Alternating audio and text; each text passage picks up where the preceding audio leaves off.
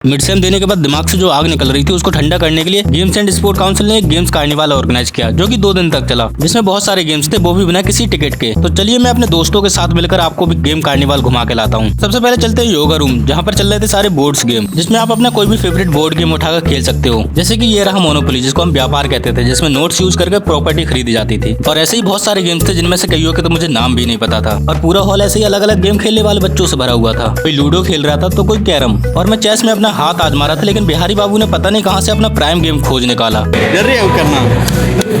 अरे भाई pro player.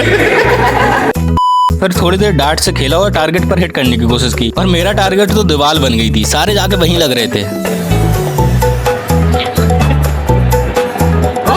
देखो तुमसे अंदर है अभी भी देखो। इतनी बेइज्जती मुझसे सहन नहीं हो रही थी। मैं आ गया मल्टीपर्पज रूम में, जहाँ ओमैन के कुछ गुडीज लगे हुए थे और साथ ही लगे थे प्ले स्टेशन। इस पे कोई टेकन 8 खेल रहा था तो किसी पे FC24 खेला जा रहा था। कोई फॉर्मूला 1 चला रहा था तो कोई VR में गुम हो चुका था। और मौका मिलते ही ये खाली सिस्टम हमारे हाथ भी लग गया। सबसे पहले तो FC24 खेला, जिसमें ज्यादा मजा नहीं आ रहा था, तो डिसाइड किया कि और कोई सा गेम खेला जाए। तो FC24 को हटाकर टेकन 8 पर पहुंचे, जिसको खेलने के बाद पहुंचे असली थ्रिल को एंजॉय करने। जो लड़का समाज की नजर में पैरों पर खड़ा नहीं हुआ है, वो पहिया लगाकर पैरों पर खड़ा होने की कोशिश कर रहा है। कुछ लोगों के पास उनका सपोर्ट सिस्टम है तो ज्यादा लड़खड़ाते नहीं है, पर उनका क्या, जिनके पास सपोर्ट सिस्टम उनके पास नहीं है। से हो रहा है ये तो और गजब भाई, तो करंट माथा फट जाएगा मेरा। वो बस अकेले ही कोशिश करते हैं खड़े होने की, और लड़खड़ा कर खड़े भी हो जाते हैं, लेकिन जब बात आती है बिना किसी सपोर्ट के आगे बढ़ने की, तो बहुत सी चीजें उनको पीछे खींचने लगती हैं। और कई बार तो ऐसा होता है कि हम अपने लिए डिसीजन पर डाउट करने लग जाते हैं और किसी सरल रास्ते से उसको चेंज कर लेते हैं। और इसके बाद ही शुरू होता है सबसे खराब फेज। एक बार खुद के ऊपर सेल्फ डाउट करने के बाद कितना भी सपोर्ट मिल जाए, धड़ाम से ही गिरते हैं, बिल्कुल मेरे दोस्त ऋषभ के जैसे।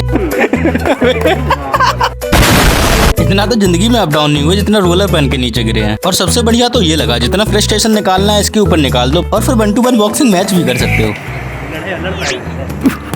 अभी के लिए सिर्फ इतना ही, और ब्लॉग अच्छा लगा तो लाइक और सब्सक्राइब जरूर करना, जिससे आप भी पार्ट बनोगे मेरे इस IIT की जर्नी का।